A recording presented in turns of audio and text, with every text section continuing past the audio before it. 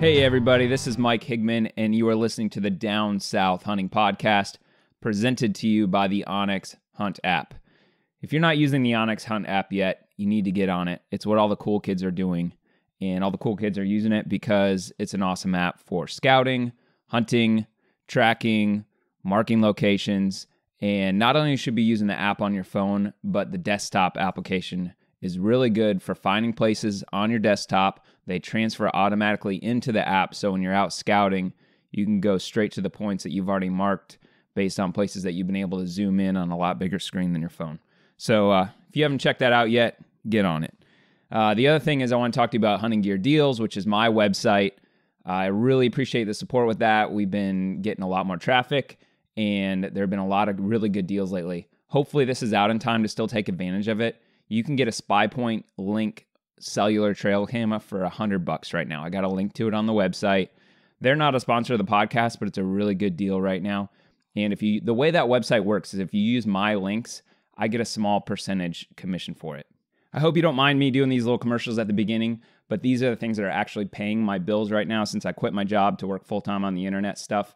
This podcast really is not a moneymaker for me, but it's something I'm really passionate about. I love talking to people about hunting, and it is an opportunity to share some of the other products I'm doing. So I hope you all don't mind that, and I really appreciate it if you'll support my other brands.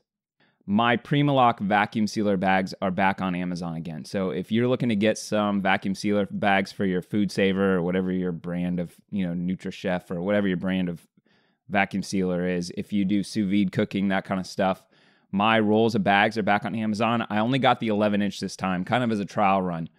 Basically, I had 8 and 11 in combo packs last time and wasn't able to make money on those.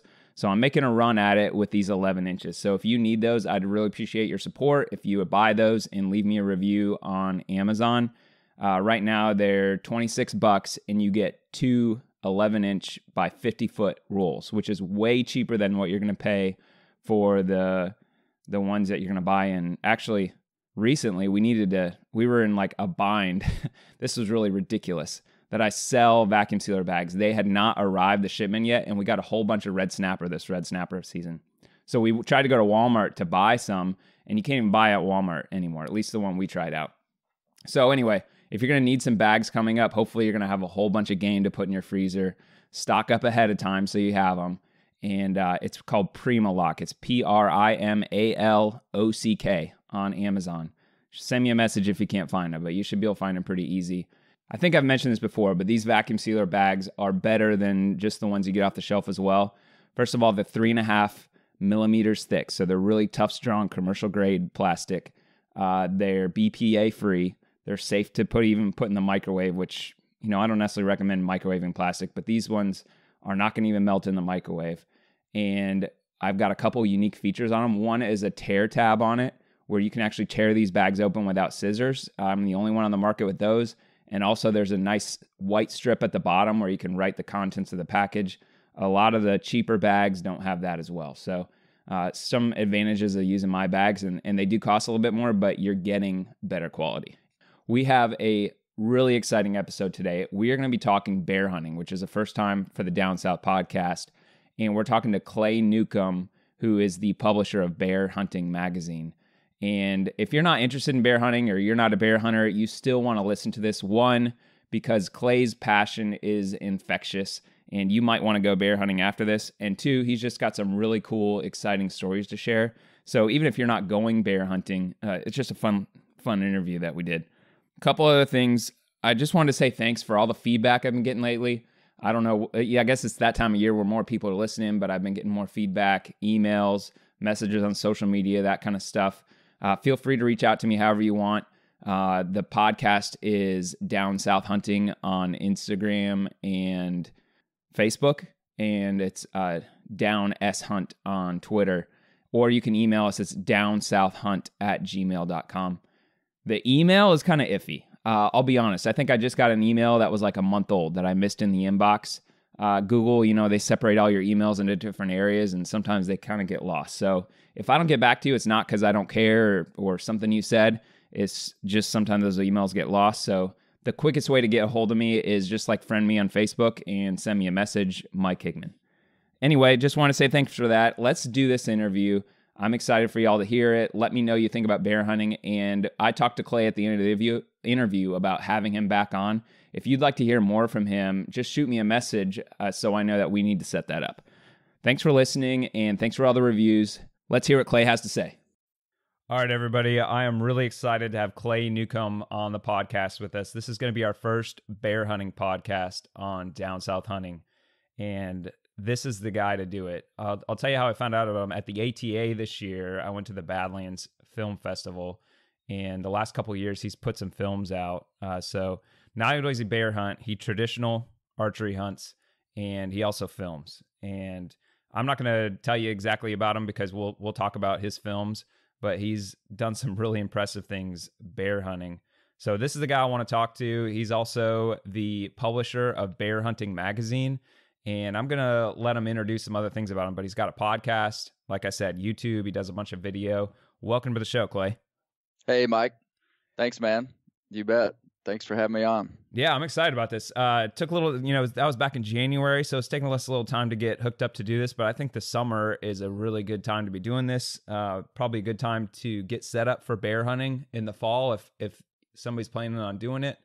And I think in the summer, the bears are really active too with, doesn't the rut happen for bears, or I don't know if it's called the rut, during the summer as well? Yeah. The bear rut, the breeding period, typically in most parts of North America is going to be late May through early July. It's a pretty big window of breeding, but bears are super active in the summer because they're trying to eat 12 months worth of groceries in 6 to 9 months, so they're very active this time of year. All right, so you might be getting pictures of bears on your trail cameras, or probably if you're a lot of people, they're underneath your feet or trying to knock them down all the time. But you might be wondering how can you actually kill one of these, and I want to cover that during the episode. But before we do that, Clay, can you kind of just give us an introduction of how you got into bear hunting and the evolution all the way to publishing Bear Hunting Magazine? Sure. Yeah, so I could give you like the super long version, the medium version, or the short version. I'll give you the short to medium version. Okay, Mike? That sounds good. No, so I grew up bow hunting here in Arkansas, western Arkansas. I now live in northwest Arkansas. Grew up in kind of, 2 hours south of where I'm at now, kind of central western Arkansas in the Ouachita Mountains. And grew up in a hunting family. Dad was a bow hunter, still is a bow hunter. He's 71. And we hunted deer. I mean, that's what my dad did. We deer hunted, just real typical hunting family. Deer was on the top of our priority list. And we had bear in Arkansas. We've had a bear season in Arkansas since 1980, but very few people harvested bears for basically from 1980 to 2001, when regulations changed and all of a sudden you could bait bears on private land in these certain areas of Arkansas.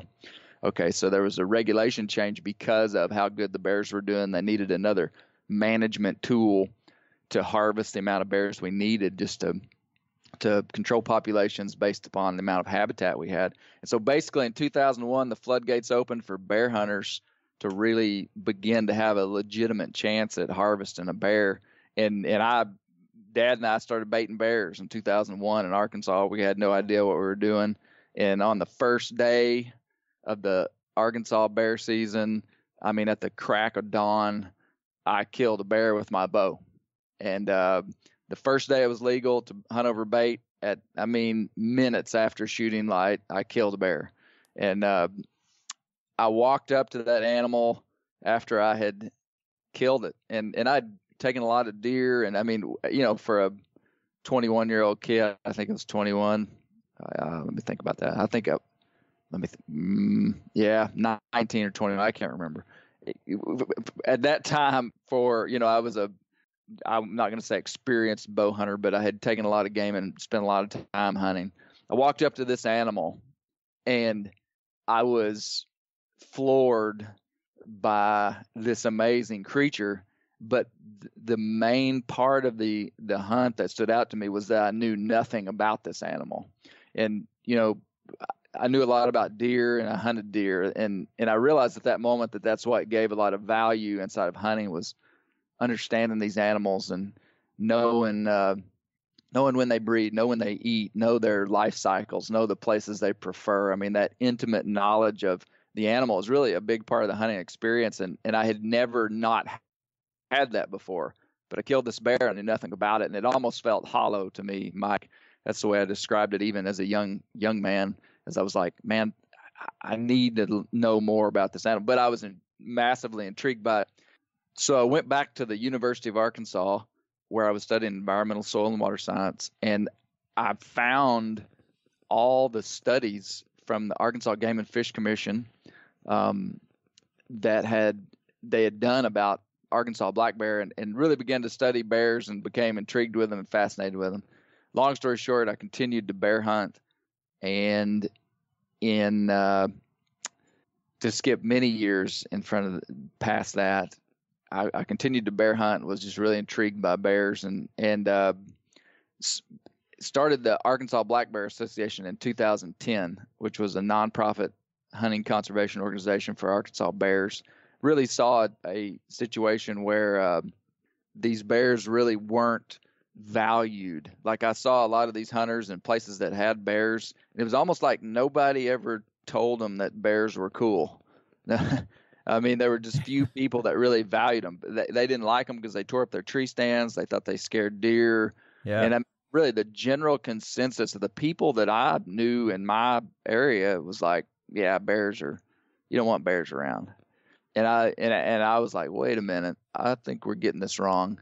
And all of a sudden it's like we started proclaiming that, we've got a world-class wildlife resource right here.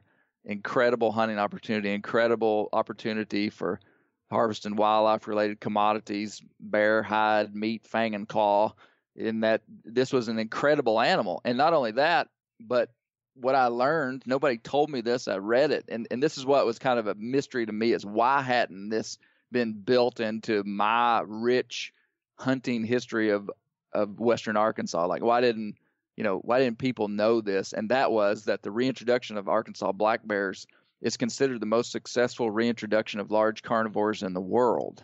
Okay. Wow. So that's a whole nother story of basically bears were extirpated, local extinction. That's what that word means. They were extirpated from Arkansas. And by 1940, there were like less than 50 bears in one little region of Arkansas. And at one time we had 50,000 bears. So logging and market hunting, and just loss of habitat from European civilization that just wiped bears out.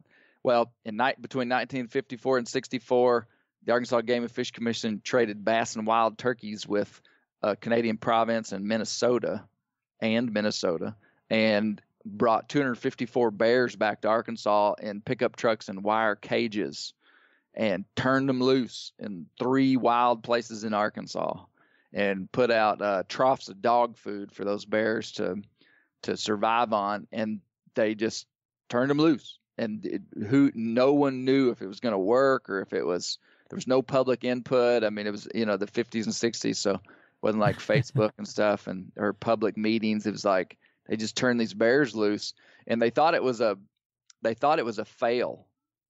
For 20 years, they actually just thought, well, that didn't work.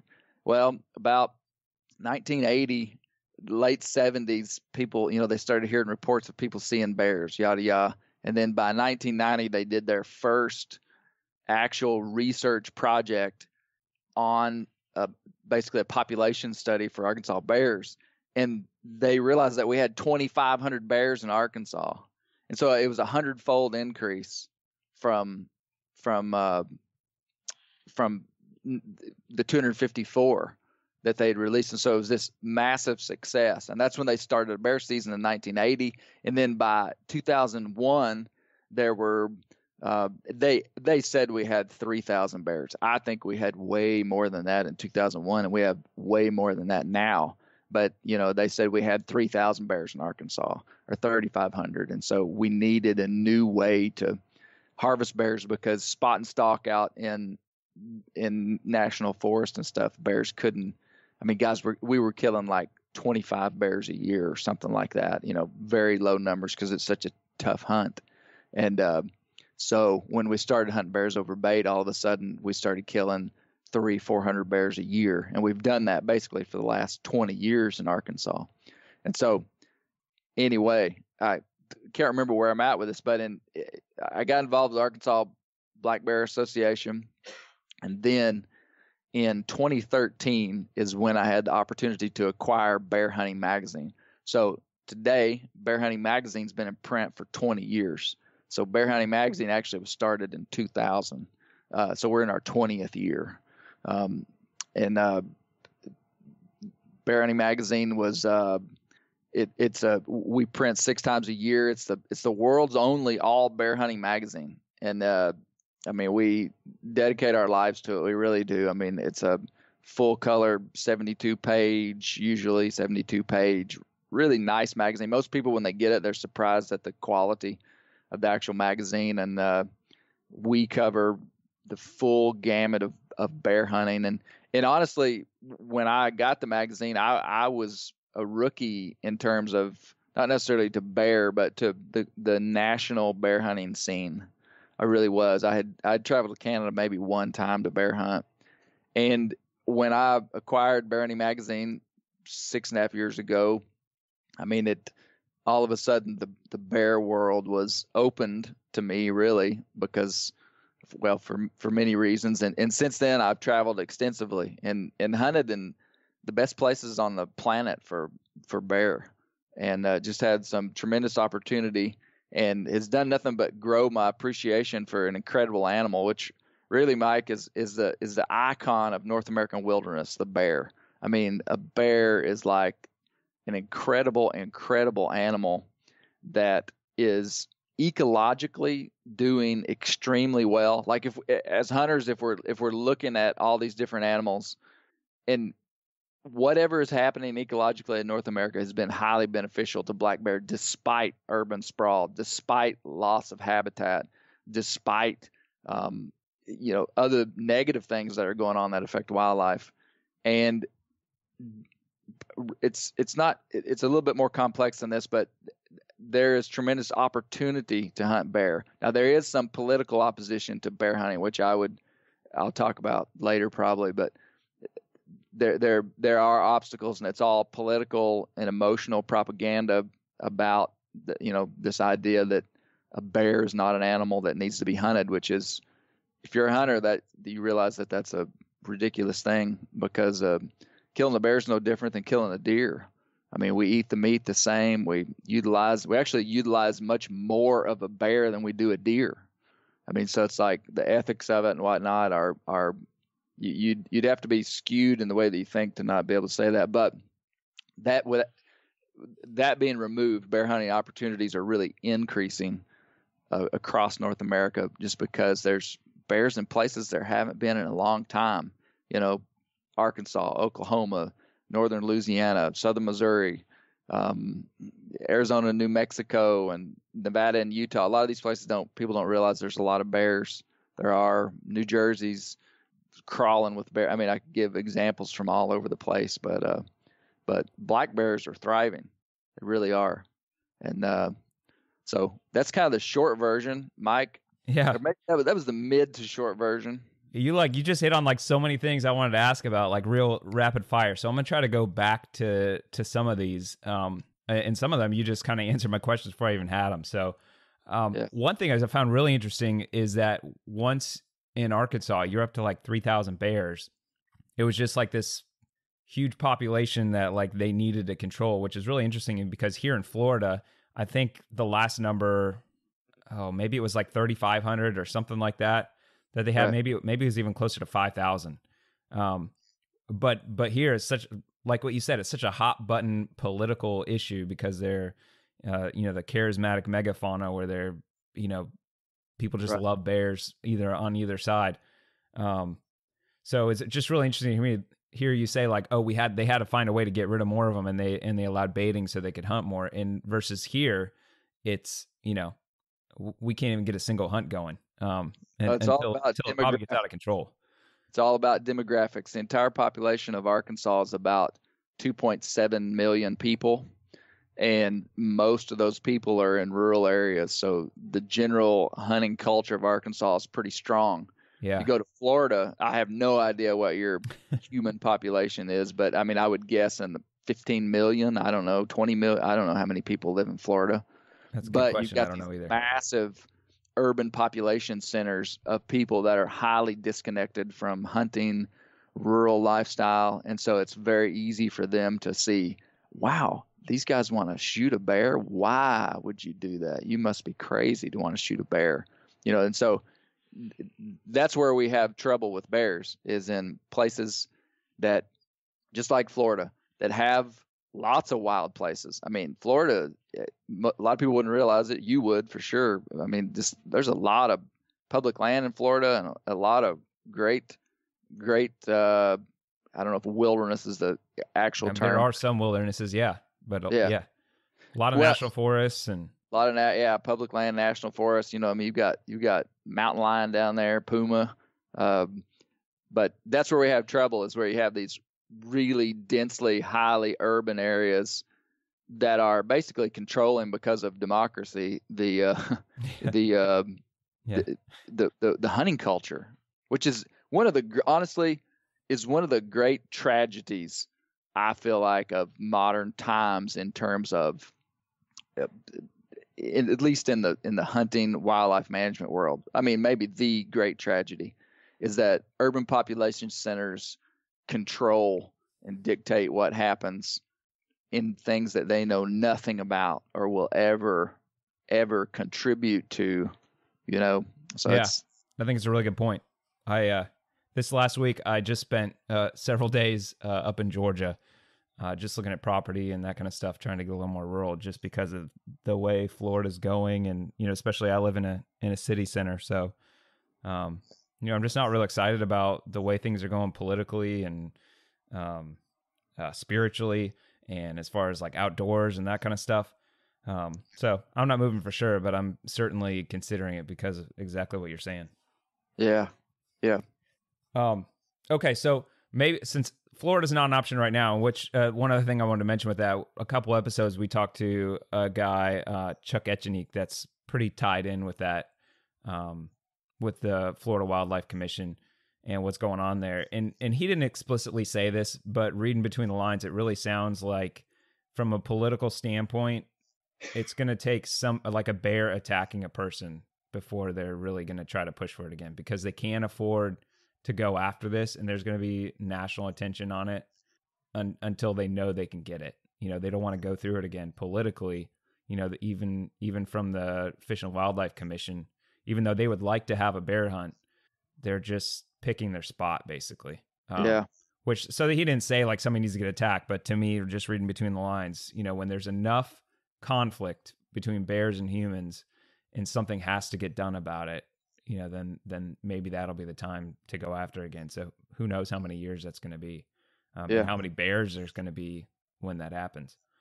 Right.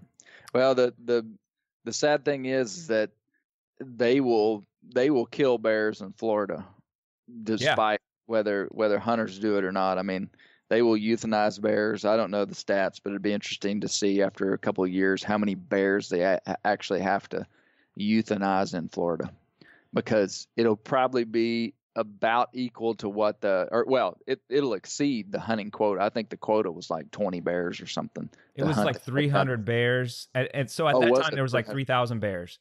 It was like 300 bears, and they said there was 3,000. I'm sure there was a lot more. I think there was a study that came out afterwards that said 5.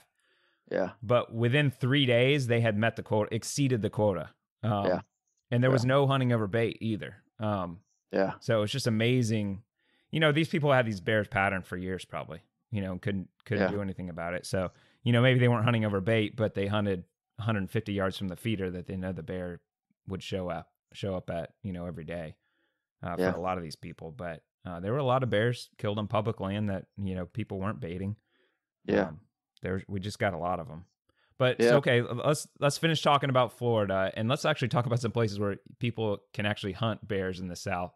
So, obviously, I don't expect you to know off the top of your head like every single place that you can hunt bears and where the good populations are, but maybe if you could just hit on a couple states and opportunities that people might look forward to if they're interested in hunting bears.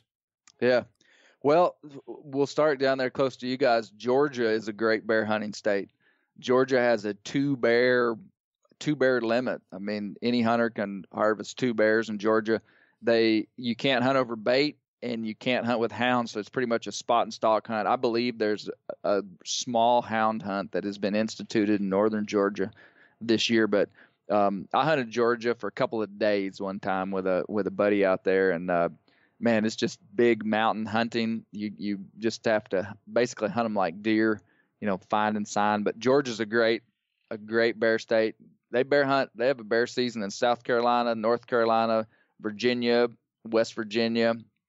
There's a small bear hunt in Kentucky, which is basically not accessible for I think it's only for residents, but I mean, it's a small quota, but they do have a huntable population in Kentucky.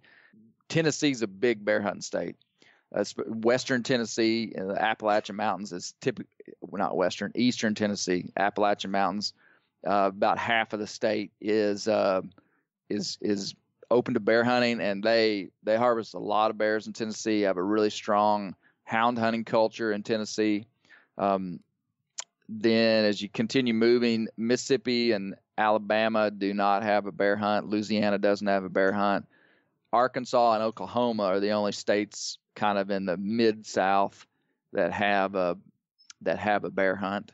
The Appalachian states are big into hound hunting. That is probably the main way that's the main management tool that managers use to harvest bears. So in all these states, that's the thing to remember, and kind of the narrative that is true, but also is good for people to know is that, in every state, they have a harvest objective to take out a certain number of bears, and they use different strategies for that, So some places they use hounds. Like here in Arkansas, I mean, it was a strategic decision. We will use hunting over bait on private land as a mechanism to harvest the bears we need. But just as a quick run through, Mike, I think those are the main states in the South that are going to bear hunt. But just to over the counter bear hunt, go to Georgia. That's what I'd say. That's a great, that was gonna be my next question. Yeah, if you just want to, if you want a good opportunity, and that'd be like the North Georgia mountains, right, for the most part. Yeah. So if you are traveling to hunt, meaning that you don't have somebody on the ground somewhere else that's helping you, you're going to be regulated to spot and stalk hunt pretty much because you don't have hounds, you don't have bait. I mean, and I'm talking this in general, like for instance, come to Arkansas if you've got a buddy here that's baiting on private land, and you could kill a bear up here. But I'm just saying, a guy who knows nothing or nobody, I would say Georgia's a great place to start. 2 bear limit. They've got a lot of bears in Georgia. I do not know the actual population estimates, but a lot of the big wildlife management areas in northern Georgia are good. A lot of big national forests, and it's a tough hunt. Don't get me wrong. Even though it's a 2 bear limit, which is pretty liberal, it's a tough hunt. I mean, you're gonna have to pound the mountains looking for. You'd be hunting in the fall. It's a fall hunt. All the southern states are fall hunting states. There's no spring hunting in the South. You got to get up north to get into spring hunting. Which I think with Georgia, I think that it coincides with deer season. So if you wanted to do a North Georgia mountain hunt, you get a deer tag and bear tags, and exactly whichever you come upon, you shoot. That's cool. Yeah, and that's what's so cool about it. And we can do that here in Arkansas too. Is that with a tag, you get a deer and a bear tag, and a lot of times you're going to find. I mean, I'm not going to say you're going to find deer and bear in the same place, but you're going to find game where the mass crop is. Yeah. So you're going to be looking for the same things. I mean, if I were going deer hunting or bear hunting, I would do the exact same thing. I would trek out looking for concentrations of white oak acorns. And typically in the South, that's probably going to be the key food source in the fall is going to be white oak acorns. But bears or deer obviously are going to eat any kind of acorn that's available, and they're going to go to the best food source, the most concentrated food source, a food source that they are most comfortable in terms of where it's located. Bears typically are going to want to be in places that are secluded, places away from human activity.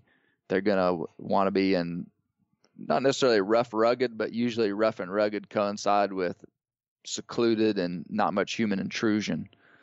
So when I'm looking for a place to go, I'm looking for the furthest place away from roads and civilization that I can get. But that being said, you might find bears in easy places. It just depends on where. Like deer. Yeah. Yep. Okay, Yep. well, let's use that then to kind of jump into the hunt from, I don't know if it was your 2018 hunts, but your 2019 film, the Badlands film. I know that was spot and stock style hunting. Can you just kind of walk us through that, that whole experience, what you did, what your mindset was going in, and of course the results of it? Yeah. Yeah. So that, I think that was actually 2016 or 2017. Honestly, I can't remember, Mike, but it was in the 2019 Badlands Film Festival. Just that's when I submitted it. Right. But no, I was actually baiting bears that year and was having a tough time baiting bears.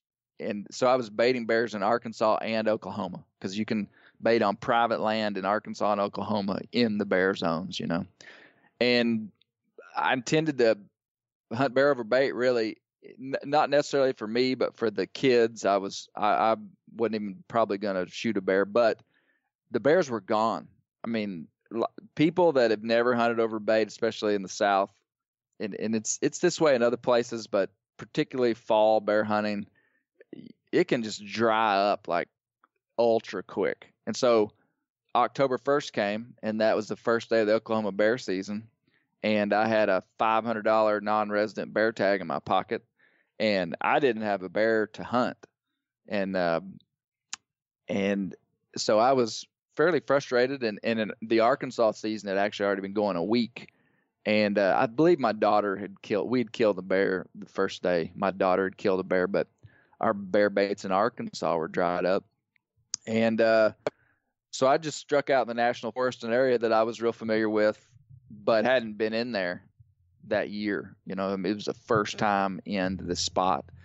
And just, it was probably foolish of me to even bring my bow, but I did. I brought my bow, and even more foolish of me to bring my camera just for added weight, because I've done this 100 times, and you very rarely on a trip like I was preparing to go on would you have any success or see any game, honestly. But just because of what I'm doing, I pretty much made a commitment to everywhere I go to bring a camera and a bow, So, honestly, I was just scouting. It was October the 1st, and I was going on a scouting trip. I think you said in the video you brought like a couple apples and a water. And I wasn't prepared to do much. I didn't even I don't know if I said this. I'm not even sure I brought a knife with me.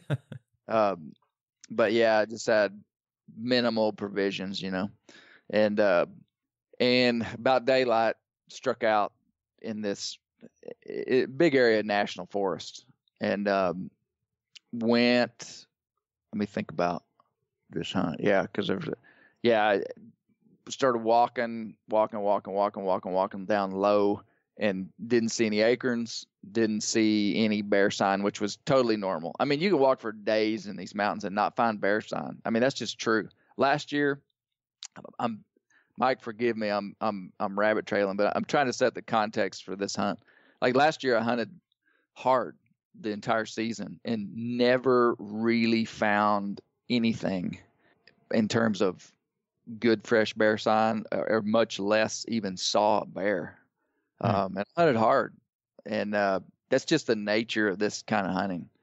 And so not seeing bear sign was just normal. But I got about halfway up the mountain I was near, and found a fresh pile of bear scat about halfway up, and I thought, man, I'll be darned, look at that, that's cool. Started seeing some signs, started seeing some yellow jacket nests dug out. In the early fall, you see that a lot. I think they're eating the grubs out of those. It's like a wasp nest underground, And so that's crazy. I can't imagine digging one of those. Those things are like the worst thing to get stung by. I guess a bear is not that sensitive to them because they just dig them up like crazy. My son got stung by one his early this year. His arm was swollen for like 3 days. Is that right? Yeah. Anyway, I guess bears don't mind. I guess not. They eat them like crazy. So I started seeing a couple of yellow jacket nests. And anyway, as I kept getting closer to the top of this ridge, it was like I didn't really start seeing more bear sign. I did see that one sign halfway down the mountain, but right when I got to the top, it was just like, bam, I just stepped into like a bear zoo. And I just started seeing trails padded out on the ground, started seeing fresh scat. And I mean, I said it on the video, and, I'm just kind of like self-filming. A lot of our films are much more cinematic, and we really, have a cameraman and really set out to make a really high quality film. This was just like me, just like, holding the camera out, just like self-film, and man, I was excited. I mean, it was within just a few minutes of being on top, I realized what was happening is that there were acorns on top and nowhere else. And the bears had just pounded this out. And I started finding sign tracks. Well, not tracks, but just padded out areas where these bears were traveling down the top of this ridge. And I was like, man, I'm just gonna hunt right here. And set up, and no more than I had gotten set up than I heard what sounded like a 200-pound squirrel climb a tree about 50 yards away. And I look over, and there's a bear climbing up a white oak tree, just like right there by me. And then it even made more sense what was happening is these acorns hadn't fallen very heavily yet, and these bears were climbing trees eating acorns. And I started looking around, and branches were broken out of trees, and you could see where bears had just been coming up and down trees, white oak trees. And anyway, I tried to put a stalk on this bear that was in a tree, and by the time I got over there, he had already come down and was kind of moving the other direction, and I tried to stalk, and eventually the bear just moved on out. But the wind was a little unstable right where I was at, and so I knew where there was just a mud hole basically, and that I knew game watered at. Up on top of these ridges, sometimes it's pretty dry, and so sometimes there's springs or Forest Service ponds that they've actually dug, and so I knew there was a water hole down the ridge about a mile from where I was at. And so I said, man, I'm going to go down there and just look at that water hole. If there's bears on top of this mountain, I bet they're watering right there at that water hole. And long story short, I got there, and the ground was just pounded out with bear tracks around that water hole. That water hole, like on a water hole you'll see, or on an old pond, you'll kind of see like the pond scuzz or just like a film across the top of the water. And if something had stepped into it, there would be like an opening in the fuzz, the scuds, like something had just been there. Man, it was like bears had been there very soon before I got there, and so I had the trad bow and just set up. Just prevailing wind was coming out of the north that day. And anyway, so I set up on let me think about it, the south side of the pond, just kind of broke some branches, stuck them in the ground, made a little ground blind, and got in there. And I just said, man, I'm going to sit here all day. And sat there, and 2 hours later, bear walks in, and he's standing in that water when I shoot him with the trad bow at about 8 yards, and got him, I mean, and for me, that was I may never kill a bear that I'm more proud of than that one. I mean, just because I had killed bear in the national forest, but not with the traditional bow, and not quite in that fashion. I mean, sometimes you kind of bump into a bear and kind of get lucky, and in a sense, that's exactly what happened on this one. But once I realized what was happening, I was very intentional about what I did. But it was a unique hunting experience where you just kind of found a bird nest on the ground. And honestly, that rarely happens like that. And so I killed that bear on October the 1st. And do you want me to jump to the next day? Yeah, I guess let me we'll hit on that, but yeah, I definitely want to cover the next one.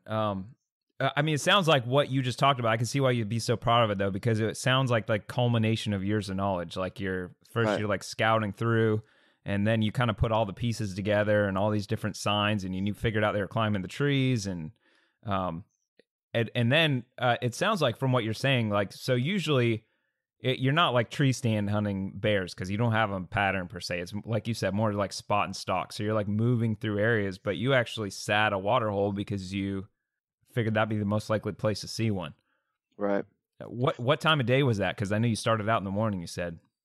Yeah, I killed him at 12 noon. I mean, it was just like, it may have been 12:03, but I mean, it was like high noon. Killed that bear.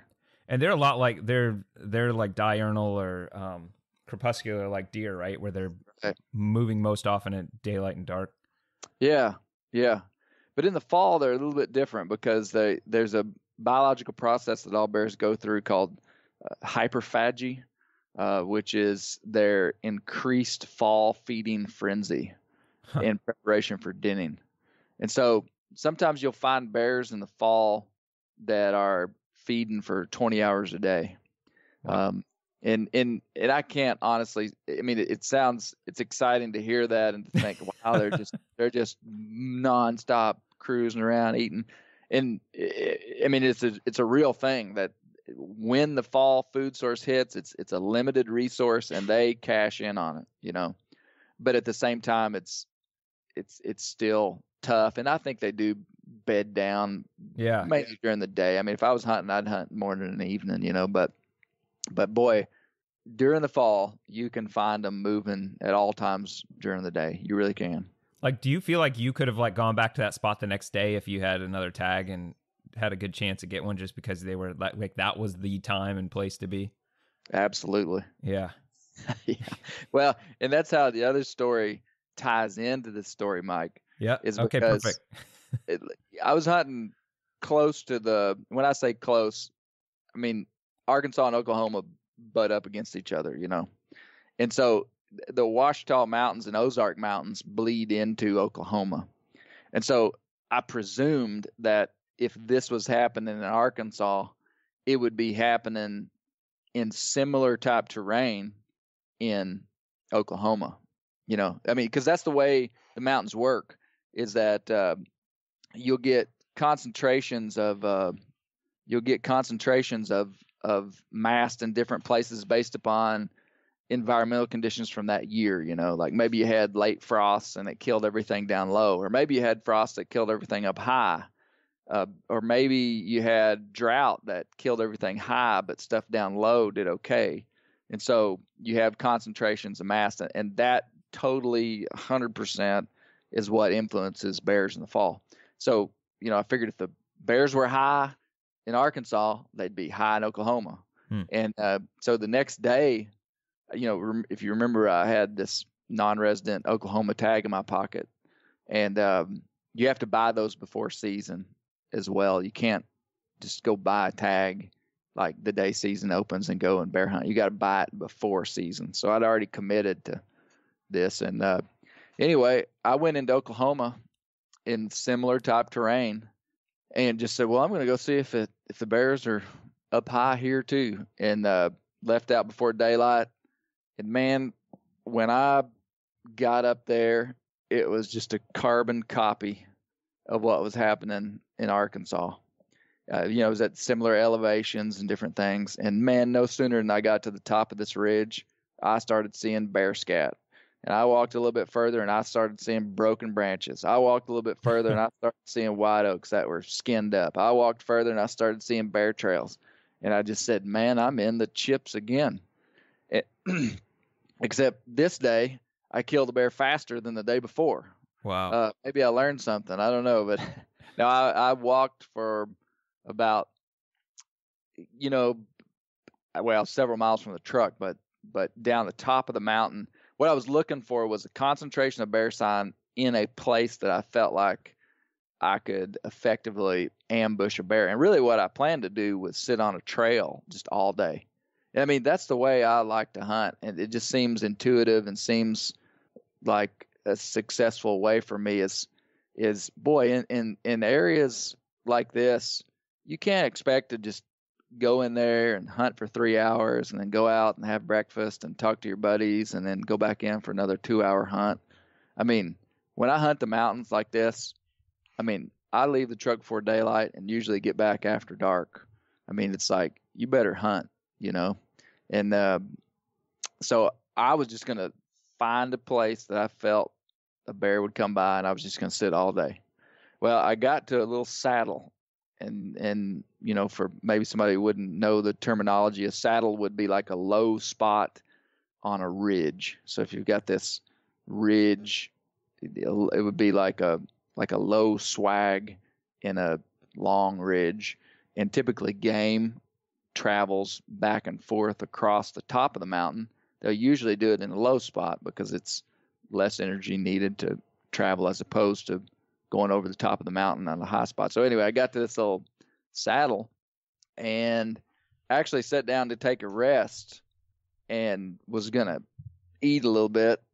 And it was the first time I'd stopped that morning, and I sat there, and one of my top energy foods for the wild places, Mike, is sardines. Don't tell anybody. They might think it's gross. No, sounds like bear bait. Well, you know, as I say that, I guess somebody could say, you were trying to bait a bear. Well, Yeah. no, it's just canned protein. And I always have a little bag to store the can in because it'll leak all over you if you let it. But no, I was sitting there just grabbing something to eat, and I heard a rock roll just some distance away. I mean, far enough away I couldn't see it, but kind of down, I heard a rock kind of tumble. And there's only one thing that tumbles rocks, and it's bears. And I just knew it was a bear. And so I got everything gathered up, and the wind was just hitting me right in the face. It was just perfect, you know. And this is what usually doesn't happen, is the perfect scenario just happening. I mean, it just usually doesn't work like that. But the wind is steady in my face, and I'm just kind of easing towards where I felt like I heard a rock roll. And man, I get about 50 yards from where I was sitting, and I see a bear. I see a bear out there. The sun was shining. I mean, it's dense forest, but there must have been a hole in the canopy above where this bear was, because the sun was shining on its just like sleek black coat. I mean, it just looked like a postcard. And I was, by this time, I'm 50 yards from it. I mean, it's like not in range, but you know, I'm within striking distance of this bear. And winds hit me in the face, and I just crouched down, pretty wide open woods. And this was something that I wasn't for sure about, was, you know, how, and this was my first time stalking these bears on the ground in dry open woods. Now, again, I'd killed bear before in Arkansas National Forest, but usually, well, it was with muzzleloader or something, you know, more of a little bit longer distance type hunt. And so I had to get, you know, 15 yards from this critter to kill it, really, with my traditional bow. So I didn't really know how stalkable they were. And this bear, my first instinct is just to watch it for a little bit, just to kind of see, is it aware? Is it moving a certain direction? Is it just feeding through and it's about to be gone? Anyway, I get to watching this bear, and he's just like a vacuum cleaner, just moving circles around this white oak. I mean, he would keep his head down. I think I filmed him for 18 minutes because I started the camera pretty much right after I saw him. And that bear never lifted its head in 18 minutes. Because I kept thinking it was going to look up and see me. Because, I mean, I'm just kind of in the wide open, you know. And I just slowly start to creep towards this bear, just moving when, you know, maybe its butt was turned to me, and I move up.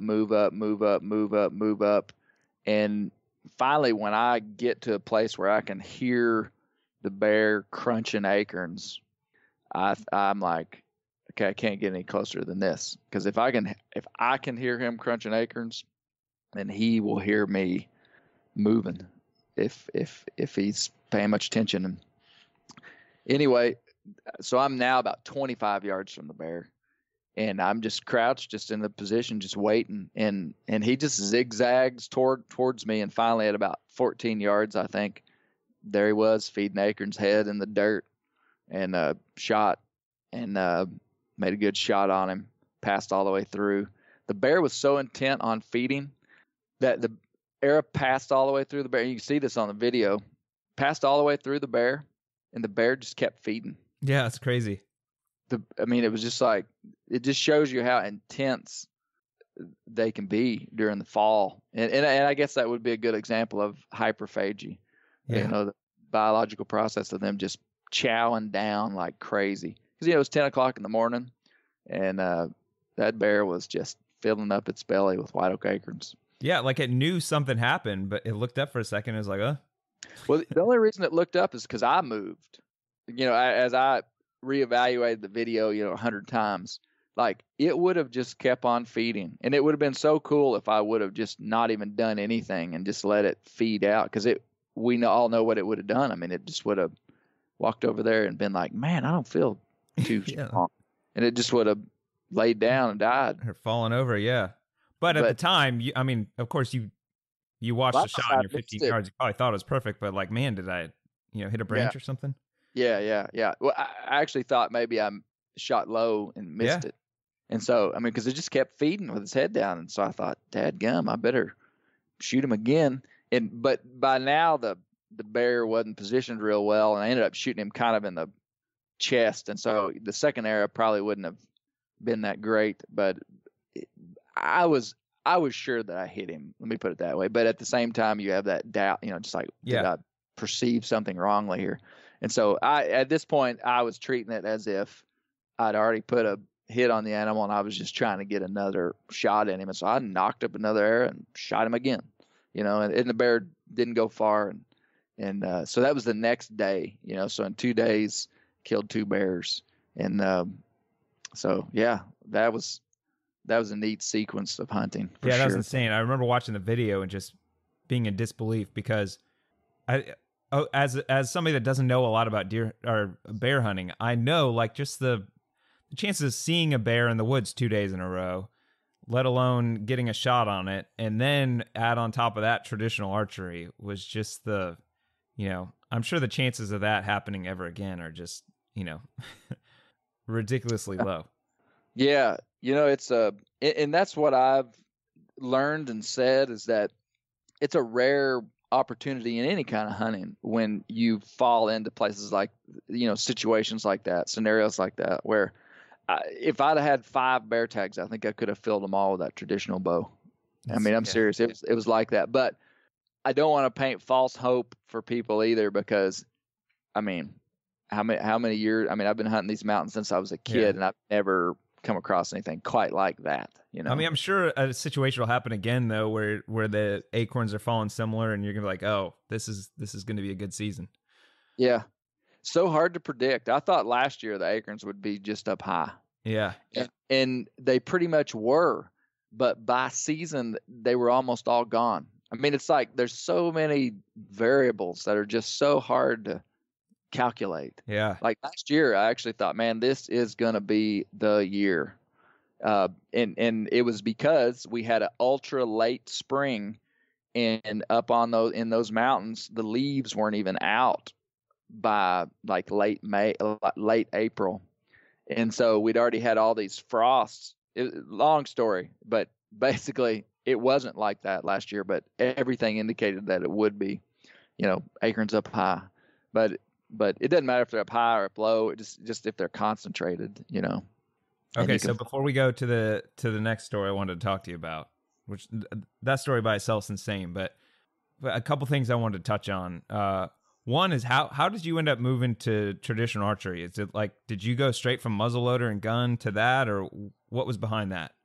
No, I grew up bow hunting, exclusively bow hunting. I mean, Dad didn't even let us have deer rifles when we were growing up. But I compound hunted, and I just knew a lot of people that were traditional archers, just being in archery circles as a kid, and always respected it.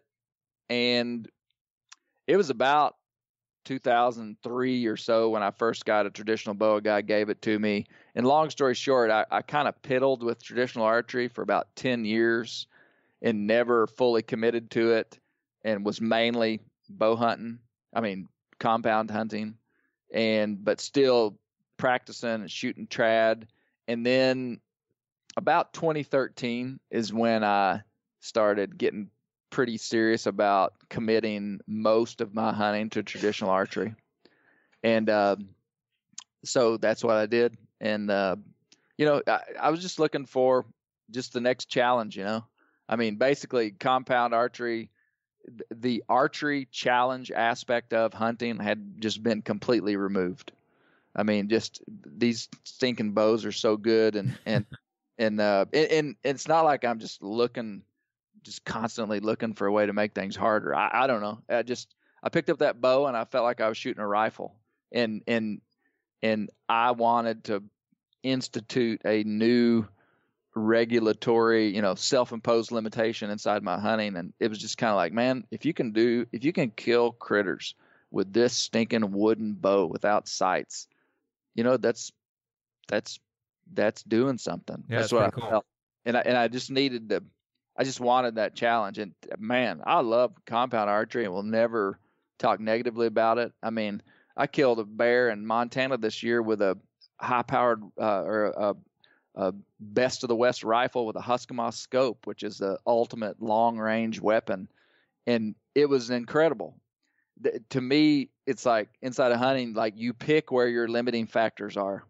And in Montana, the limiting factor was that it was a do-it-yourself hunt. We were riding mules. We were in new country we hadn't been in, and that's all the limiting factor that I needed. But here in Arkansas and in a lot of different places in my life and hunting, it's like, yeah, I want more limitation just for purely personal satisfaction. I mean, that's why we do it. So, but cool.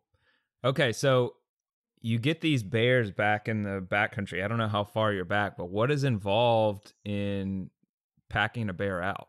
Sounds like you're by yourself. Yeah, I was by myself. Both of these times, though, I was able to communicate with people back in civilization, and both bears I had help hauling them out. I mean, I had buddies that were excited, and my dad and son came up in Oklahoma and helped me, and another guy, Trey Clark, came and helped me, and then the other time the other one was a little bit harder to get to, the Arkansas one, and I just called a buddy. I could have packed it out myself. These two bears in particular weren't huge bears. I mean, one of them probably weighed 175 pounds. One probably weighed around 200. So they weren't big bears. And, it's no field butchering a bear, field prep of a bear is no big deal. It seems to be some people are intimidated by the thought of, oh man, I just killed a bear. Now I got to get it out of here. Yeah, they are bigger than deer most of the time, but you skin a bear just the way you skin every other, haired mammal that you're going to kill on the planet. I mean, really, it's really the exact same thing you do with the deer. You start at the feet and go down from the legs down to the anus, over to the other side, up the middle, from the front feet down the front legs to the chest. And I mean, you peel it out and they've got 4 quarters and they got loins and they've got ribs and they've got, it's all the same. So yeah, we just, you can quarter up a bear I'm not going to say it's as easy as a deer, but it's not much harder. So we quartered it up and hauled them out of there, On hunts like that, like obviously you've killed a lot of bears at this point. Are you packing the hide out as well? Oh yeah. I'd rather, I was trying to find a metaphor before. I was going to say I'd rather leave my kid than leave a hide, but I'm going to say that. It's just you don't have to take out the hide on a bear, but to me it's just I'll never do that. Yeah, you're missing one of the best parts. Yeah. Yeah. Okay. And then you're packing the skull out, I'm sure. Yeah. And then all the meat. So what about meat wise? Like 175 pound bear, how much meat are you getting compared to like 175 pound deer? Probably real similar. Okay. Probably real similar. A bear is going to have more fat inside of that overall, percentage of weight. But, 175 pound bear, I don't know, you're probably getting 30, 40 pounds of finished meat. And I'm just kind of totally shooting from the hip there. Yeah. But, by the time you actually. But typically they're going to be larger than a deer. So, right. Just animal for animal, you're going to get more meat out of a bear typically. Yeah. And, some people who've never eaten it are afraid of bear meat. But, man, I tell you what, it's an incredible meat. Truly, truly is. A bear has the diet basically equivalent to a wild turkey. They really do. Like bears here in Arkansas, particularly, and anywhere in the South, about 85% of his diet is going to be plant matter.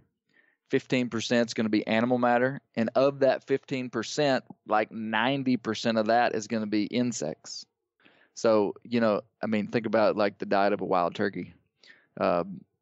It's similar. Like now, coastal bears and different places definitely will. They're opportunistic omnivores. I mean, they're gonna eat whatever they find. But like typically bears aren't around here anyway. Now northern bears are different, but typically our bears are not in search of carrion. It's not like you're gonna shoot a deer and there's gonna be a bear eating your deer when you get up there. Like that would be very, very rare. Now, in Canada, in the West, in places where bears are a little bit more stressed, which they are because of just that environment is harsher. There's a smaller window for them to feed and survive like a bear would. Those bears seem to be a little bit more carnivorous. But our bears are, I say that to the point being about how good the meat tastes. Because you can't get coastal bears that are pounding salmon and stuff. And those bears are going to probably have not as good a taste as a acorn-fed, ant-fed bear from Arkansas or Georgia. Yeah. That meat, you treat it just like deer meat. I mean, we had bear burgers this weekend. I mean, just made hamburger patties and grilled them, cook them thoroughly. You don't want to eat any kind of raw or undercooked, really any kind of wild game. I guess if you're making hamburgers, you don't want to eat them rare. No, you don't want to eat pink. No, you want to cook. Great flavor. Feed them to your grandma, and she'd like them. Do you add fat? I mean, obviously they have a lot of fat to start with. Do you add in like beef fat or pork fat, or you just use their own fat? No, not with bear. They're gonna be naturally. I mean, even the lean meat of a bear just seems to have more fat content than say the lean meat of a deer. Well, obviously it would, but no, we don't add any fat to it. Yeah, we don't. Okay. So we covered, spot and stalk / ground hunting. Next, I wanted to talk about baiting. If you can kind of give us a rundown of how baiting would typically work in the South, and then if you could tell us a story about the previous year's Badlands film, that would be really cool. Okay.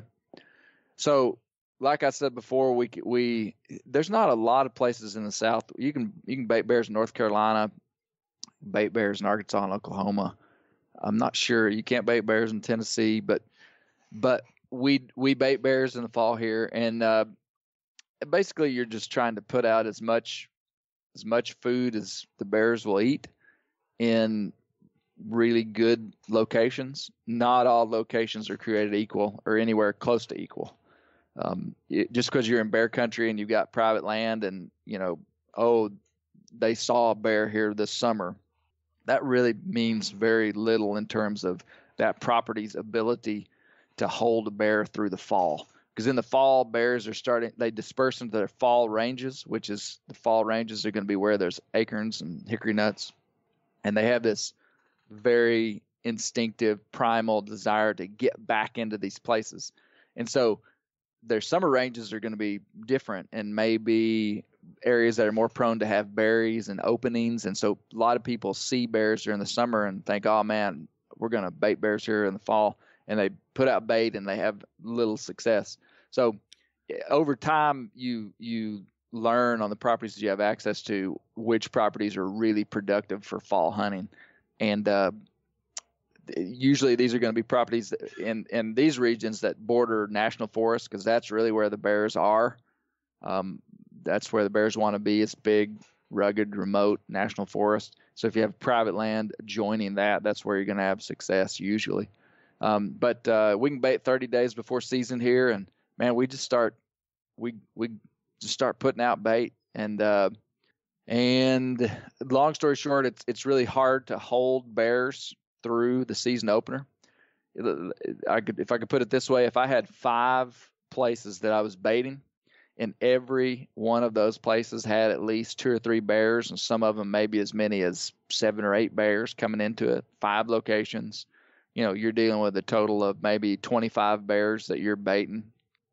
By season opener, I'd be lucky if 2 of those spots had a bear on it that was a shooter bear that I was interested in taking and was still coming in at all or during the daylight. I mean, it gets super tough in the fall because of acorns. A bear would rather eat an acorn or hickory nut than anything you could put out for him. And so it's pretty tough. Now, bear baiting varies dramatically from year to year. So if you have some type of massed failure, then bears respond really well to bait. Like if there's no acorns, then they respond well. And in that year, of your 5 places, maybe 3 or 4 of them have bears,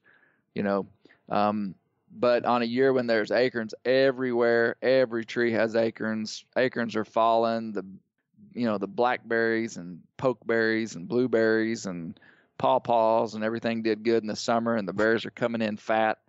Man, you might not have a bear to hunt if you had 5 places. I mean, that's probably an exaggeration, but not a mature bear. I mean, many times I've not had a mature bear to hunt. So you're using trail cameras to monitor these? Oh yeah, for sure. I don't put out. Part of the conservation strategy inside of baiting bears is that you can be selective, and so that is it. I mean, like I've only killed 2 bears over bait in Arkansas in 18 years. Wow. And it's because now every year people have killed bears on my baits that we've hunted, that we've ran. I mean, kids or so it's, I mean, like I have been actively involved in bear baiting in Arkansas since the beginning and love it. But I'm just not going to shoot a lesser bear over bait. And that's just what I enjoy. I enjoy targeting the big ones. So it just shows you how tough it is to kill a big one. Yeah, I mean, it makes sense. Like, obviously you have different standards depending on where and when you're hunting. Like the ones on the national forest, like that was this whole different set of challenges. So you don't have. I get it. It's the self-imposed limitations to yeah. I love to use that example, Mike, and I'm glad you keyed in on that. Is that I killed those bears in the national forest with that bow, and I'm more proud of them than just about any critter I've got here in my office. I would not have batted an eye at either of those bears if I'd hunted them over bait. Yeah, it's not taking anything away from bait. It actually, I used that example to highlight something about bait hunting, because and I can't hardly talk about hunting over bait without talking about the negative things that some people say. Sure. Spot and stalk is the least selective type of hunting that we do as hunters. Really is. Like if we're talking about who is a conservation hero, who is the conservation hero of bear hunting? Is it the guy that kills a 175-pound sow bear? Because the first bear to the bait, or because he's out in the national forest and it's the first and only bear he's seen in years and he kills it? Or is it the guy that's hunting over bait that hasn't killed a bear in 10 years because he's baited them every year, past in, all these bears waiting on an older mature male, because that older mature male is the animal from a conservation standpoint that we want to take out. Yeah. And so I'm playing both sides of this story, because I've been the guy in the national forest that killed a female. Yeah. I mean, the bear that I killed in Arkansas, actually both of those bears were females. And there's nothing in the world wrong with killing a female. I mean, 40+% of our harvest every year is female, and that's what the game fish wants. So there's nothing wrong with it.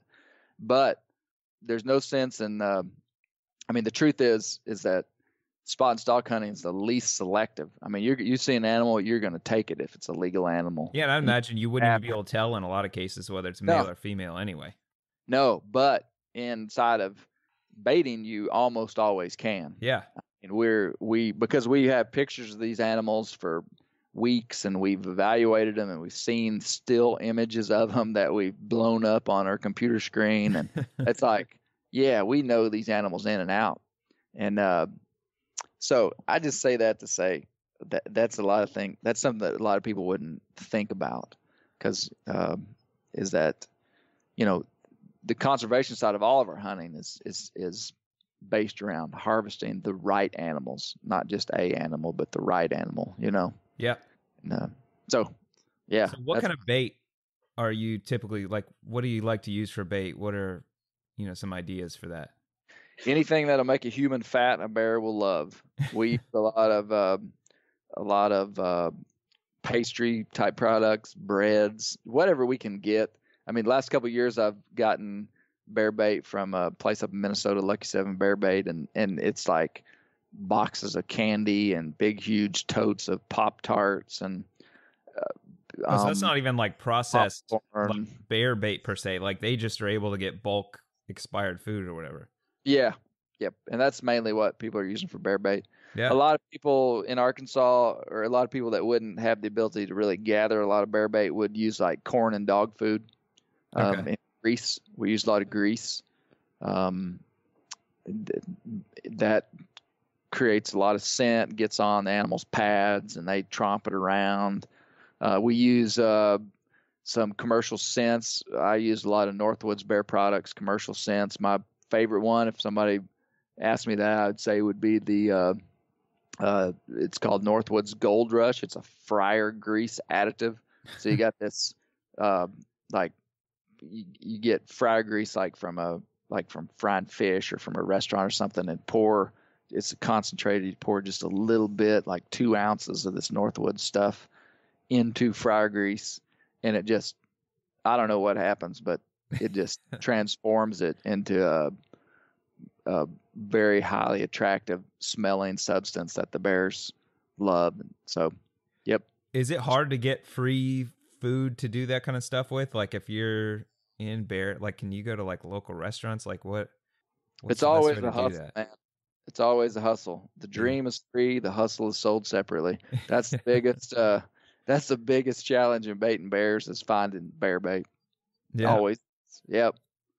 Always is. It's bear hunters pull their hair out for several months before bear season, unless they buy it from a commercial bear bait distributor, which there are none here in Arkansas. Our bear world is not quite big enough to support like a full-time, big place where you could just drive up and get bear bait. Now up in Michigan and Wisconsin, they do.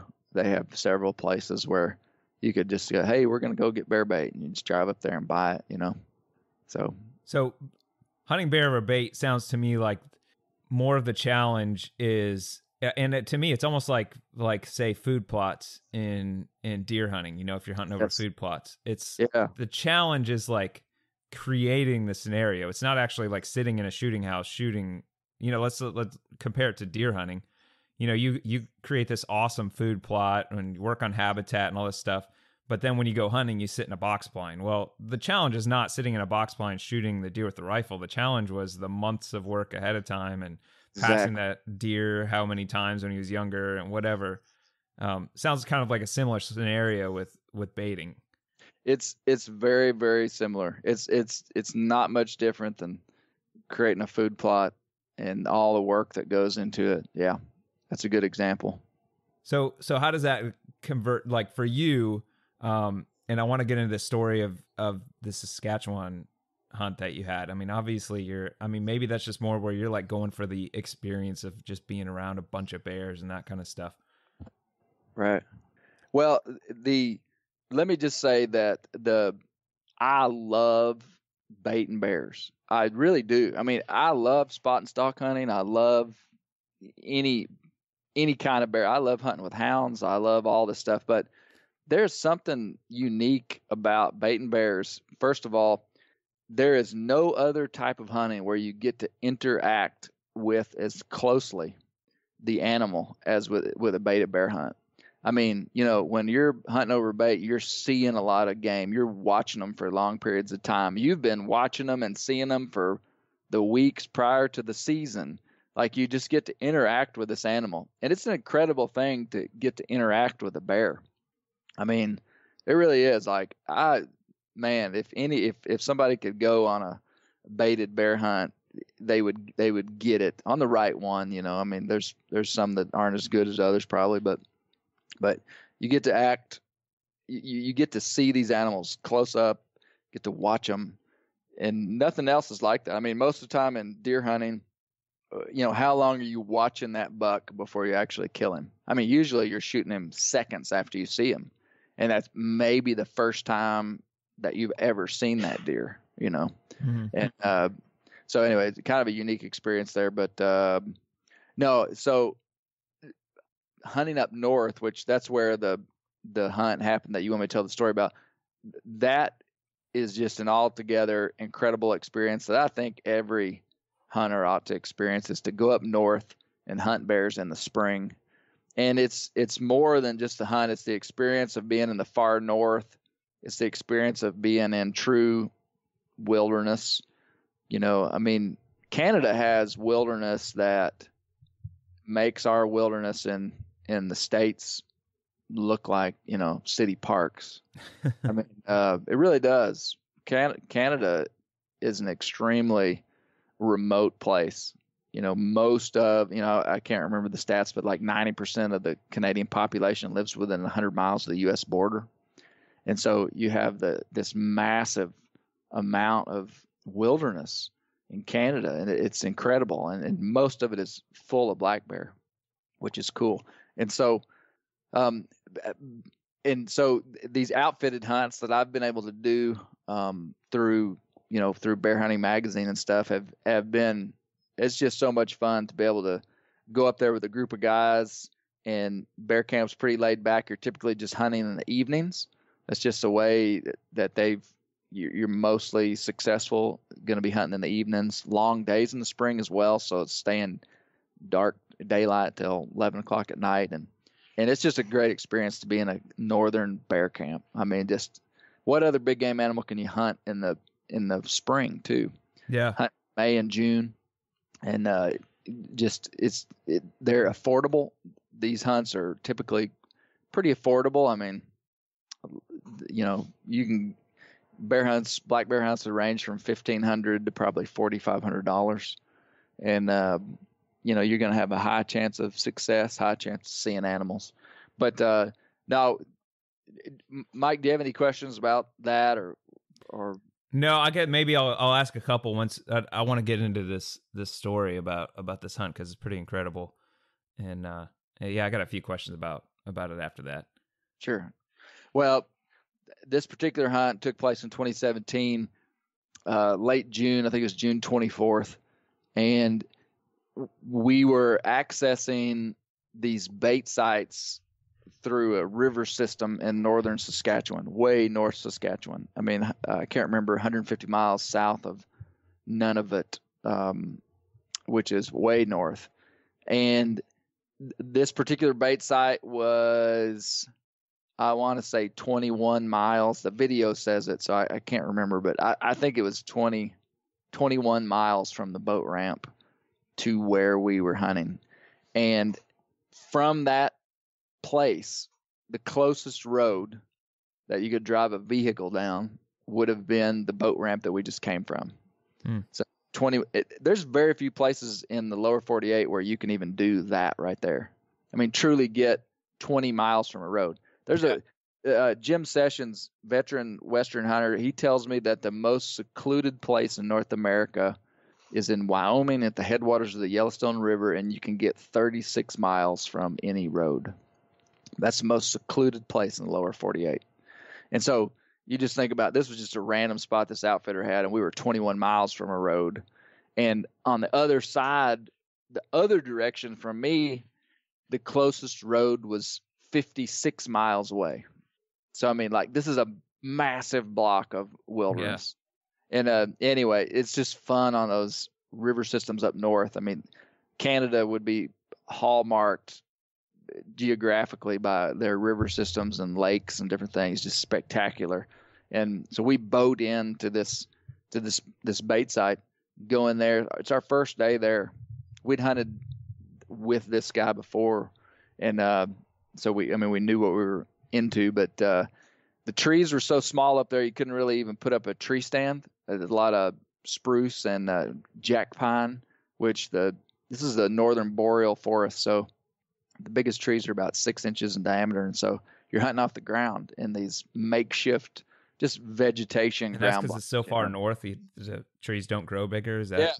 Yeah. I mean, the further you get north, eventually you get to where there really, aren't trees, where they just can't survive the cold. But up that far north, there's only a couple of species of trees that really thrive, and they have such short growing seasons, they just don't get big.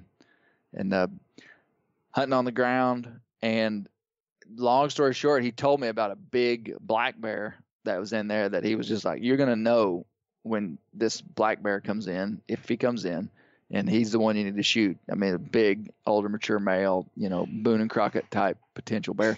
And anyway, the bear showed up fairly quickly after we got there, which doesn't always happen. And I ended up missing that bear with the traditional bow. Just clean missed him. We showed it on the video.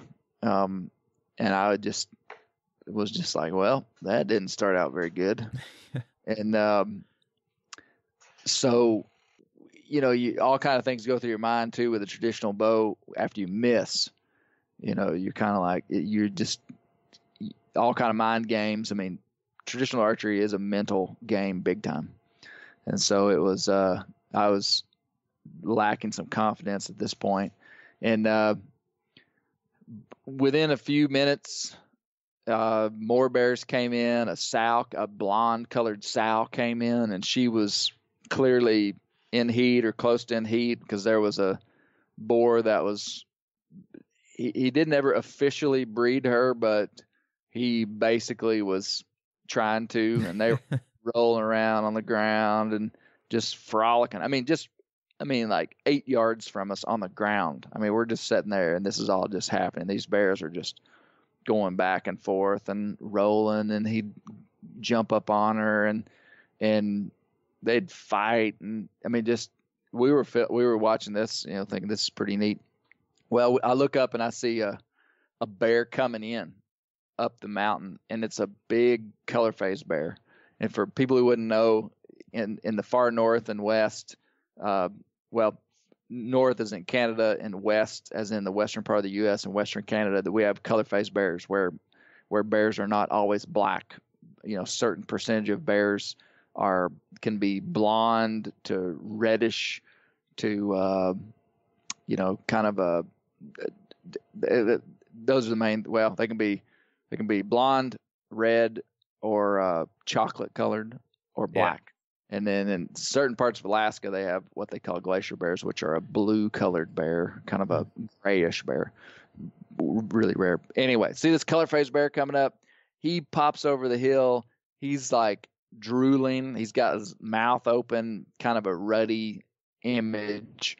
The bear sees this male bear on this female bear, and he just rushes them, just charges in to scare this bear off this female.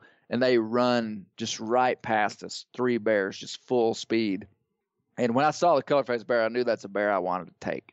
I mean, it was a big, big male, beautiful coat. And I was just like, that, if he comes back, I'll shoot that bear. And we were just in awe of what we'd just seen from a bear perspective of, just behavioral perspective, this breeding, and then the big bear chasing this other one off. Well, like 43 seconds later, I think, the color-faced bear circles back around. He chased them in the woods, and he comes right back in, and he starts walking towards us. And basically, he kind of comes to a point, and he kind of acknowledges that we're sitting there. And he never really directly looked at me, but it was almost like he had me in his peripheral vision.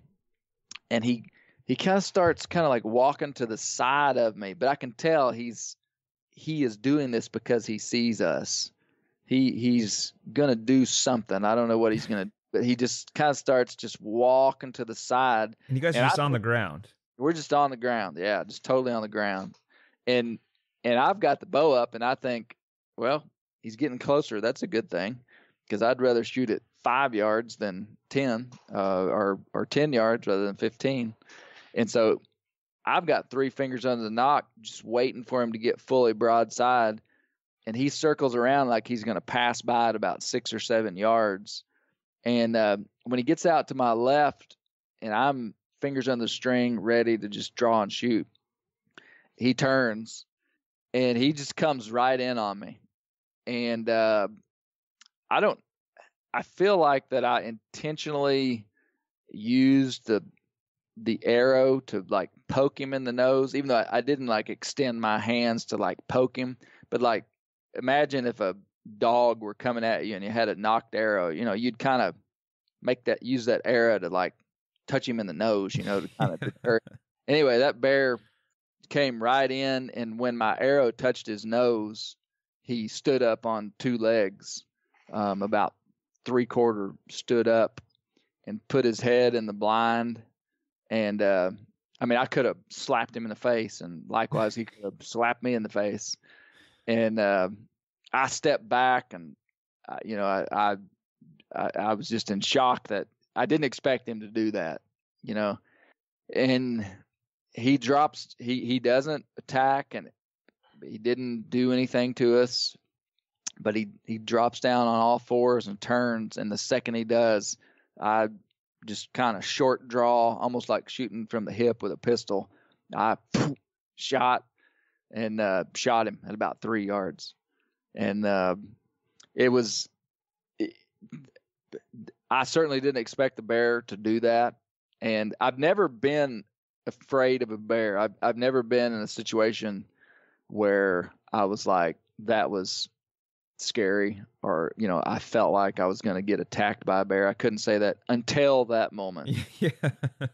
And I didn't think he was coming to eat us. Like, it wasn't like a predatory thing. But when he bumped my arrow, I thought, a few things have happened like this in my life, not with bears, but like in other situations, dangerous situations, when you're like, oh, this is what it feels like to drown. Like, I've had one experience like that, where you actually thought, okay, I'm going to die. Like, I've had one experience like that, sometimes, maybe in a vehicle or something, you're like, okay, that's what it would feel like to wreck, or, Yeah. Well, to me, this experience was in slow motion. I thought, okay, this is what it feels like right before you get roughed up by a bear. I didn't think he was going to kill me, but I did think he might swat me or something, And anyway. And you were in front of the cameraman, right? You had a cameraman with you. So Brent Reeves, he never moved a muscle. Brent was just filming, man. He never moved a muscle. And shot the bear, and the bear surprisingly ran out there about 25 yards and hadn't moved much. And so I, again, like I did on that bear in Oklahoma, I just grabbed another arrow and shot him again.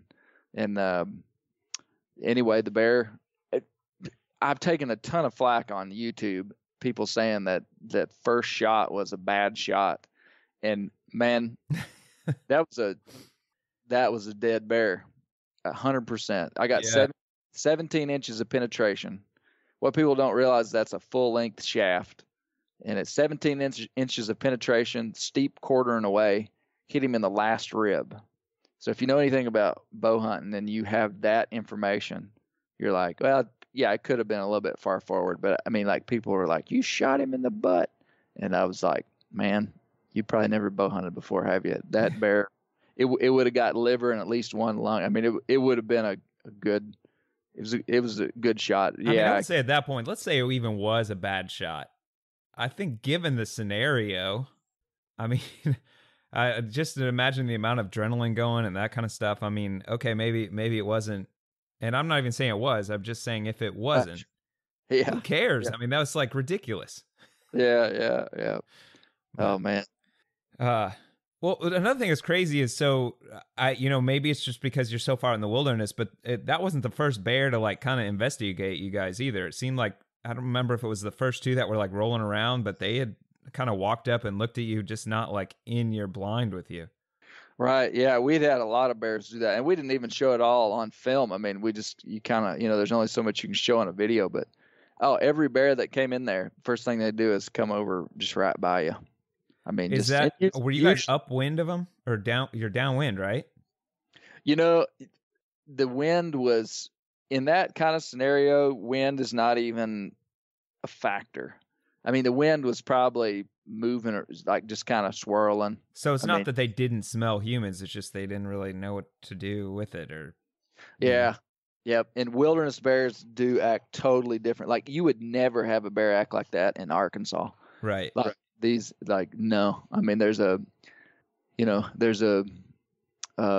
inverse relationship with the amount of wilderness and you would think it would be opposite. You'd think a wilderness bear would be afraid of people, and bears that are around people wouldn't be people. But it's opposite.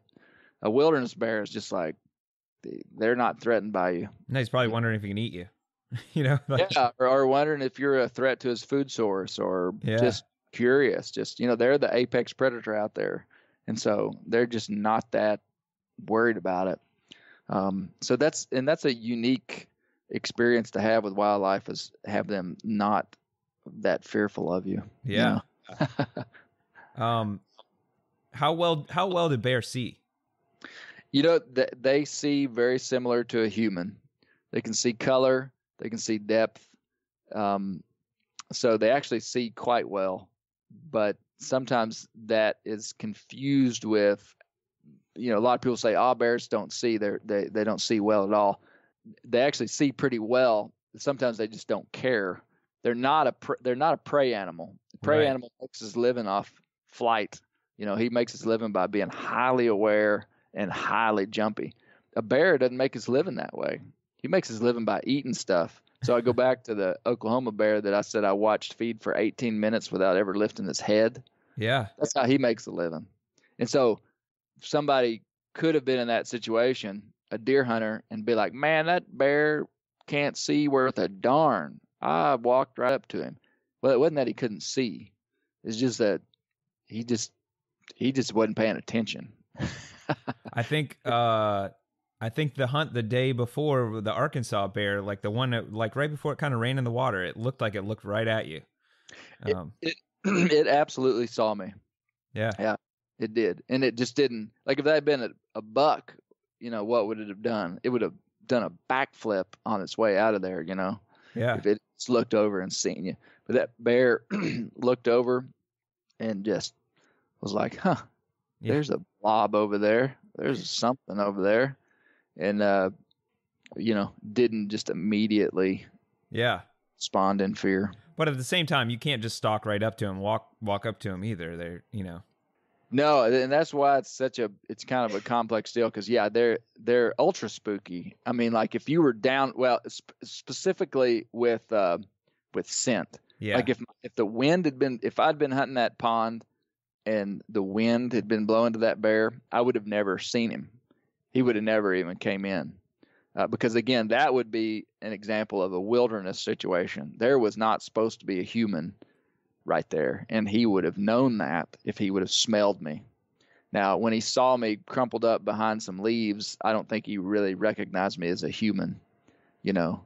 And I know we're switching back between stories here, but like when I'm hunting around here, I'm highly aware of the wind, because I would have never seen that bear if he would have smelled me. The wind was in my face, and when he saw me with his eyes, he wasn't that convinced that I was a threat. But in Canada, eyes and nose typically seems to not matter that much. Okay, so last question on that deal. So if somebody, you mentioned earlier, there's, certain outfitters that might not be good, or if that's something like sounds exciting to somebody, they want to do what you said, and, everybody needs to take one of these hunts. What should they look for in an outfitter if they're going to do that? I find that if an outfitter is a good human, they're typically a pretty good outfitter. I mean, I would call people and talk to them. And I mean, just, I go back, we deal with a lot of outfitters at Bear Hunting Magazine. I mean, that's kind of the bread and butter of our business, is that we represent between 40 and 60 bear outfitters at any given time. And, I can usually tell a lot about a bear outfitter just by having a conversation with them, of just whether I feel like they're honest, whether I feel like they're telling me the truth, whether I feel like they're going to work hard for their clients. So really the limiting factor in an outfit is the integrity of the outfitter. Most places have great opportunity for bear. I mean, almost any place that has a bear outfitter probably has pretty good bear, if I could say it that way. But so that would be number one is, would you travel 15 hours to go stay at that guy's house that you just talked to on the phone? I mean, do you trust him like that? I mean, that's my honest evaluation. But secondly, from a more practical standpoint, you want to talk to them about what kind of opportunity you're going to have. Like there's a lot of places where you might see 1 or 2 bears in a week of hunting. Okay. And, that kind of place is usually going to be a cheaper hunt, because, in a lot of, I'm not going to name any locations. I can't do that. But let me just say, you need to talk to the outfitter about like what kind of opportunity am I going to have? Because in the more world-class, quote-unquote, type hunts, which would typically be Manitoba, Saskatchewan, Alberta, British Columbia, places in Ontario can be really good. I mean, you're going to see bears every day. And that's really, I guess, what you want. But those hunts are going to be more expensive. There are some places in Eastern Canada where the hunts are much less expensive, but you're probably not going to see as many bears. So that would be, talk to them about what kind of opportunity you're going to have. And then the size of bears that guys are taking, which you can really only take with a grain of salt, because a lot of outfitters have great big bears that they can put people on, but a lot of times people just aren't interested in waiting for a big one. Yeah. So I mean, you could have, if you ask an outfitter like last week when there were people in your camp, did they kill big bears? And he goes, well, no, they didn't. Well, it may not be the outfitter's fault that they didn't, because a lot of guys are first-time bear hunters, or a lot of guys are just happy to shoot a bear, and so they're shooting bears pretty quickly. Where guys who've maybe done it a lot or just have different goals are like, man, I'm going to sit here all week to kill a big one, and so you kind of take that into consideration too when you're talking to outfitters. I guess it'd be pretty important to figure out how many people they're taking in relation to the season, I guess, and also in relation to how much area they have. That's right. Yeah. So there's some kind of quantity-based outfitters, which, are taking 80, 90 people a year or something hunting. And those hunts are usually going to be cheaper, and just the economics of it, a really good world-class hunt where a guy's taking 4 weeks of hunters and 4 hunters each week. He's taking 16, 18 hunters for the year. I mean, that hunt is going to be more expensive, but it's probably going to be a more quality hunt with quality animals. So yeah, a lot of factors. And then as you get into the real nuts and bolts of bear hunting, you understand that each place has its own thing to offer, which that could be a whole podcast in and of itself. But I mean, let's say the differences between Alberta and Manitoba, even for bears, is going to be notable, just like the difference between hunting Kansas and hunting Alabama. So, and it's like, well, where's the best place to hunt? Well, kind of matters what you're after.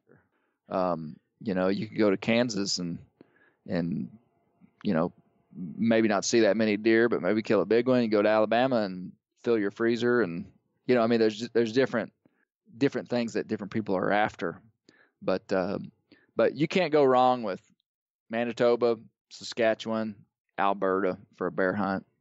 Well, if it goes wrong, it's because of the human involved in it on the outfitter side. So there's a lot of great outfitters. Truly, we represent some of the best outfitters in the world in Bear Hunting Magazine, and all these people. And I've not hunted with all of them. I certainly have not, but I have done business with all of them if they're in our magazine. So I know them. I know their camp. I mean, I know when we have outfitters come in the magazine, I mean, I really try to get to know them a little bit, understand what they're doing. And everybody has their own unique thing that they kind of offer. And that's what's cool about it is you can go to 3 different outfitters in the same province and have different experiences. That some people want to stay in a big lodge and be real comfortable and eat big meals.